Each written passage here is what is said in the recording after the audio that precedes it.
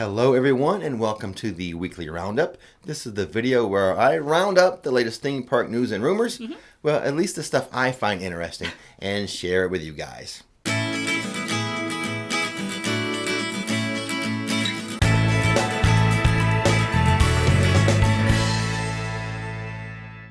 All right, to start things off, there was an accident on the Disney Skyliner last week. 2 gondolas crashed together. Oh no! Windows were broken, but no one was hurt.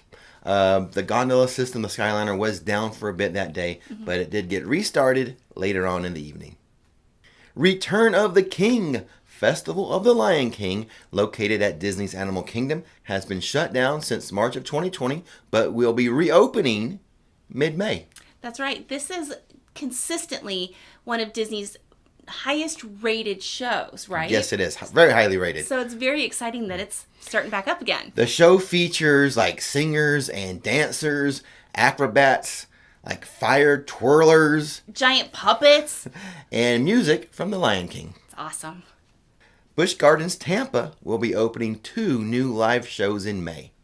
Ice Show, Turn It Up, and a new acrobatic show called Cirque Electric will open at the park May 28th, the Friday before Memorial Day. This is a reintroduction to live indoor shows at Busch Gardens. Turn It Up will be staged multiple times daily, Thursdays through Mondays at the Moroccan Palace Theater. Cirque Electric, an acrobatic stunt show, will show on the Stanleyville Theater stage multiple times, Fridays through Mondays. Universal Studios Japan will be shutting down again, reclosing, starting on April 25th. No word on how long this shutdown is going to last. Universal just said when they decide to reopen it, they will let us know. Here's some news for those of you that fly into Orlando International Airport. They are building a new terminal. And within that new terminal, they are going to build a new Disney store, a new Universal Studios store, and even a store for SeaWorld. Nice! And you know what? I have a funny feeling they're going to build a Starbucks too. A very common question we get asked often nowadays is, when will the face mask mandate go away? Well, here's the thing. The state of Florida never had a mask mandate. However, local counties, some of them did. So we got a little bit of word from one of the local counties here, Orange County. That's where Universal Studios is located, as well as parts of Disney World. Correct. I think other parts of Disney are located in Osceola County. Correct. But parts in Orange County. But the mayor of Orange County says he believes that the mask mandate could go away by late summer. The county's requirement of a face mask mandate. Right. Now, the thing is, private businesses will still have the opportunity to make their own rules regarding face masks. Correct. So even though the county won't mandate businesses have the mandate, such as Universal Studios, the companies would be allowed to make their own rules. Right. So just because the county says, oh, you don't have to wear a mask, who knows what a private company may do. Correct. But the good news is the local county could be reducing that, hopefully by late summer. And that would pave the way for private companies such as Universal or Disney to at least make their masks optional instead of mandatory. Nice. Here's my take on it. Before the mask mandates go away, I think it's more likely that they get rid of the temperature checks and the physical distancing in the parks. Okay. This would give, I think those have a bigger effect on Universal operations than guests wearing masks.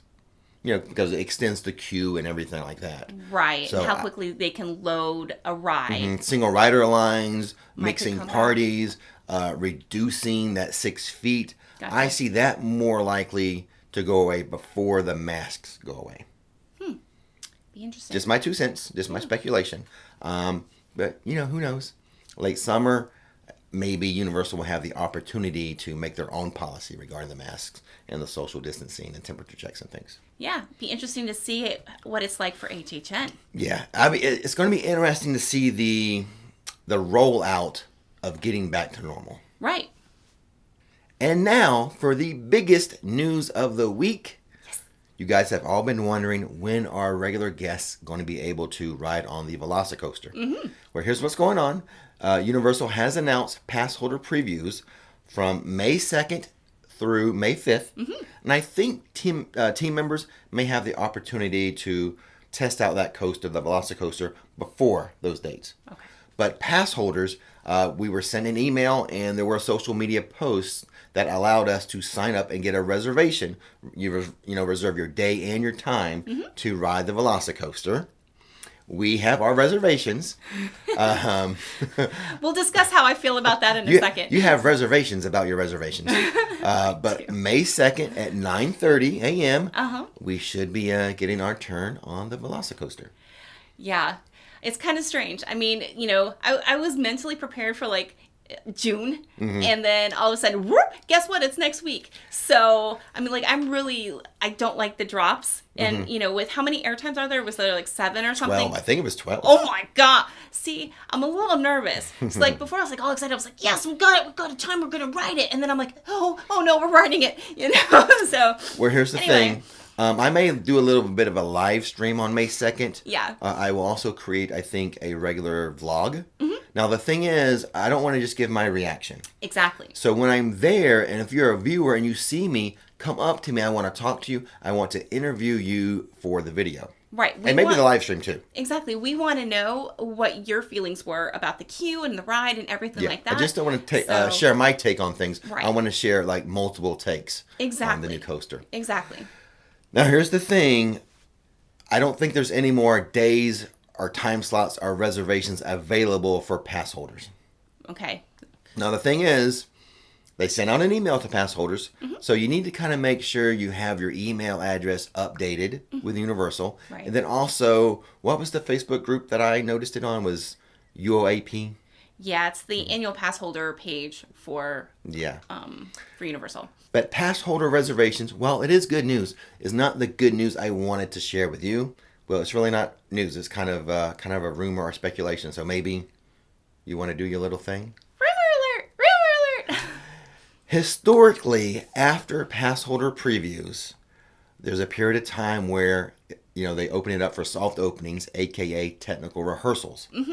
And as I just said in my previous video, the previous vlog I did, do we really think they're going to go from May 6th to June 10th without having anyone ride or test this coaster? I think not. I think that is the perfect opportunity to have those soft openings. So if you're visiting in that time frame from like May 6th through June 9th, before the official grand opening, pop over to the area. Maybe you get lucky and have your own technical rehearsal with the VelociCoaster. And one last piece of news. We just checked our phones before we turned on the cameras here. You have a little news regarding Seuss Landing and a kid play area, right? Yes. Universal Parks News Today has a blog, and they said that the Dr. Seuss play area at Islands of Adventure is now open. This is good because Universal are Islands of Adventure. They just opened up the Pteranodon Flyers like Camp Jurassic area for kids. Yes, they did. And this area we're talking about right now is when you come through the port of entry and you make a right and you go straight through Seuss Landing. The kid play area is right there on your left, right there as you enter Seuss Landing. They have hand sanitizing stations before you enter the kid play area. Right. They wipe down the high touch areas often, right? Yes, team members have been walking around, wiping down constantly. But they aren't having the slides open? Yes, the slides are not open yet, but there are water features that are available. Okay.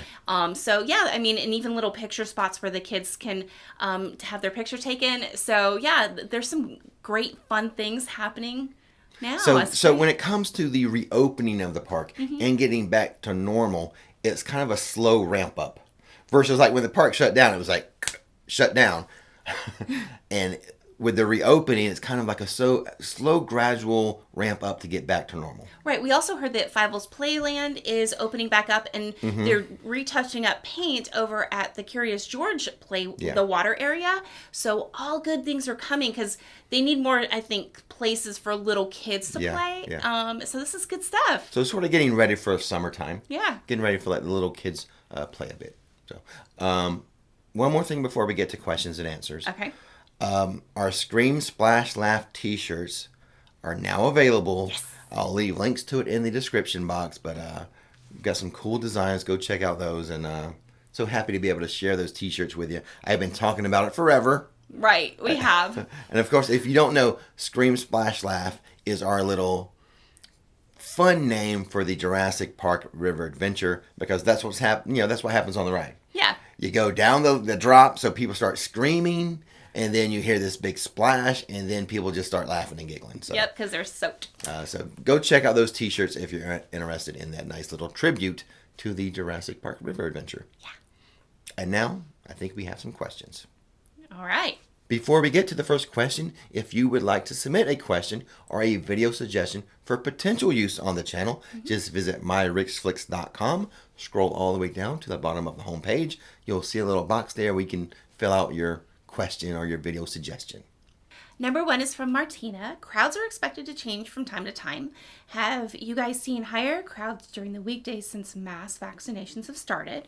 We're planning to visit studios and Islands of Adventure on the week of May 17th. What can I expect in terms of crowds? I have seen an uptick. Yes. And I do believe it is related to vaccinations. You have this group of people who put off their vacations, and they wanted to wait until they had the vaccine, and now they're getting them, and so they don't want to wait any longer. Exactly. They don't want to wait till summer. They're just coming now.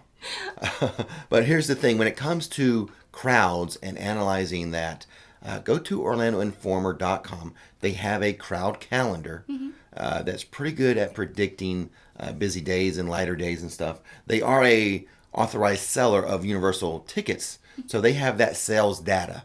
So they know like days that are more ticket sales have occurred, or days when they're not selling as much. So all that and other stuff goes into creating that crowd calendar. So just go to OrlandoInformer.com and click on that crowd calendar. Number 2 is from Josh Grabiak. You've probably answered this before, but I can't find it. When do HHN tickets usually go on sale? I heard late June, early July, but I'm not sure. Thanks. We have had that question. We have answered it. Actually, Nikki has. I always defer to her because she buys our tickets for HHN. So what do you think, Nick? 6 to 10 weeks ahead of time, usually. So early summer is when it usually happens. Yep. Be prepared at the end of May, beginning of June, to see me make an announcement that they're on sale. That's right. Get your radar up. Exactly. All right. Number 3 is from Stacy Biggie. Stacy. Hello, Stacy. Hello, Stacy. All right. I was lucky enough to get a pass to preview the VelociCoaster. How long do you think the wait will be once I get in line? And do you think lockers will be required? Yes. Let me answer the second half of that first. Yes, Okay. Lockers will be required. And the locker system is supposed to be pretty cool. Yeah, it's supposed to be Like a double-sided locker system. right, where it's streamlined. Like when you enter the ride, you use one side of the locker, put your stuff in, and then when you exit, you use the other side. That way you don't have like mixing of crowds, like people trying to get into the locker to get their stuff out, or people trying to put their stuff in. You know, get that little kind of a crowd going. Right. It's like it's seamless. It's like it flows. Right. So there will be the locker system. How long do we have to wait? I don't know. I mean, it is like by reservation. Right. So Universal had it all planned out. So many people get this time slot. So many people get the other time slot. I have no idea. Yeah. I think I'm mentally prepared for like at least an hour. Yeah, even with the reservation system. Yeah. I mean, this is the first time they're going to be loading people after people after people. Exactly. So I have confidence it's going to go well, though. Yeah, they're troubleshooting on us, pass holders. They're working out the kinks. I, too, am mentally prepared for 1 hour. Yeah. Okay. Number 4 is from Adolfo. I'm going to celebrate my birthday at Universal in late May and early June. I will be going with a toddler who just turned 2. Are there any rides she can go on? And are there baby centers like in Disney World? Well, they have... The rides will have like a child swap, most of them. And usually when you're on the app, it'll let you know if it has a child swap. But, most of them do, especially the ones that are designed for bigger kids. Exactly. And adults. So they will have a child swap. Taking a 2-year-old to Universal, what type of actual rides? Well, we did a video on kid rides. Yeah, but 2 years old is really young. Yeah, I mean, that's tiny. I don't know of any ride that doesn't have a height requirement. Okay. I know at Disney there are rides that don't have height requirements. You can take a little baby on there. Well, I mean, like you've got the carousel, maybe one fish, two fish. I don't know. Right. There's not a lot to do for a 2-year-old. Right. But the play areas are opening up. Yes. So that might be helpful. Number 5 is from Devin. My fiance and I will be doing a quick trip to Universal and Disney Hollywood Studios for 2 days in July.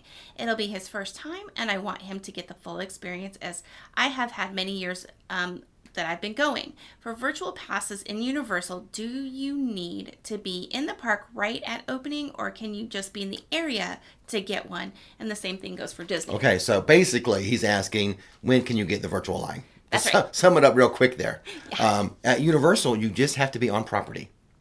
That's right. So like back in the hotel areas, you can do it. So like if you're trying to get a virtual line for anything, like let's just say Hagrid's, you're in the hotel, get it. We get off of I-4 and the road, the exit road drives right by Cabana Bay. Yep. As soon as we're on that exit right by Cabana Bay, we're driving on our phones trying to get the virtual line for Hagrid's. Well, he's driving and I'm trying to. Yeah, you're right. But yes, exactly. As soon as we pull into the area, we have the app up. So just be on property. Now with Disney, I'm pretty sure since he's talked about Hollywood Studios. Yes. You're talking about Rise of the Resistance, and you can do that from anywhere at 7 a.m. The first virtual line access time frame is at 7 a.m. I do it from my bedroom. Now the one later on in the afternoon, you do have to be in the park. Gotcha. All right. Number 6 is from Nehemiah. Hi, Rix Flix. I'm 9 years old and I'm a big fan. My question is, will they have Rock the Universe for 2022? P.S. My family always looks for you when we visit Universal. Okay, so I included this because I do not know for sure. 2022, Universal has added back Grad Bash. So that makes me hopeful for Rock the Universe. Yeah. But we still don't know yet. They haven't said. Still a ways off. I'm leaning towards yes, but that is just my speculation. Correct. Exactly. We're hopeful, though. We're hopeful.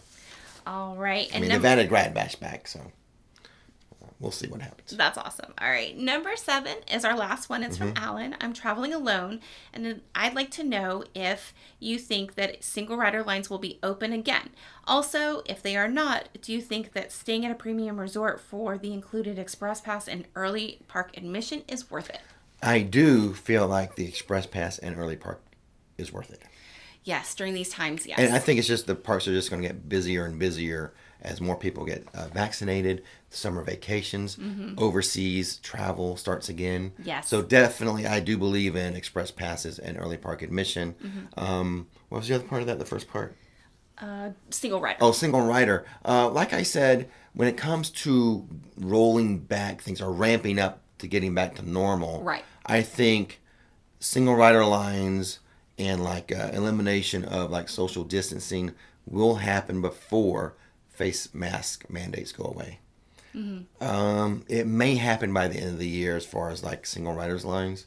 Yeah, and again, this is all just speculation. This is That's all, my, kind of it's my opinion. Thinking, as I'm feeling things out with what the Orange County mayor's saying and just how I see the parks right now. So, yep, we're just hopeful it will return because I love single rider lines. Yes, me too.